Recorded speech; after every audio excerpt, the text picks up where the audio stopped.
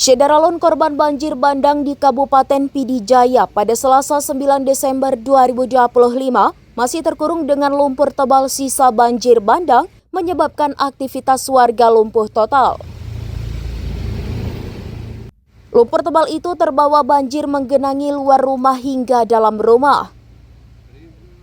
Korban banjir berusaha membersihkan lumpur banjir tersebut secara mandiri dengan bahu-membahu bersama keluarga.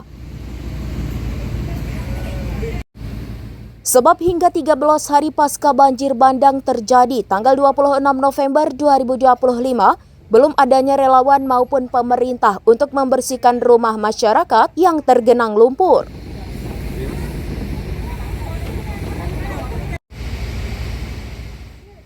Saat ini pemerintah Pidi Jaya hanya membersihkan lumpur di badan jalan agar memudahkan akses kendaraan menyalurkan bantuan. Saat ini hasil pantauan di Gampong Berawang, Mayangcut, Menasahlo, dan Masjid Tuha, Kecamatan Merdu masih terkurung dengan lumpur banjir tebal. Selain itu di Gampong Menasahlo, jalan berubah fungsi menjadi alur sungai, sehingga air lumpur masih mengalir di badan jalan.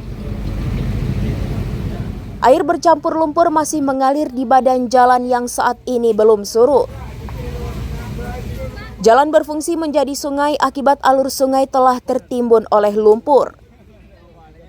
Berubahnya jalan menjadi sungai sangat mengganggu masyarakat yang terdampak banjir.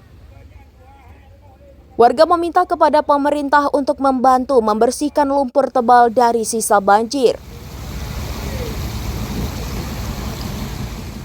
Tanpa bantuan pemerintah, lumpur tebal itu akan membutuhkan lama untuk dibersihkan.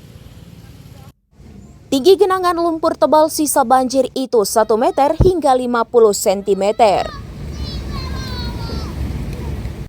Dari Pidi Jaya, Muhammad Nazar, SerambiNews.com.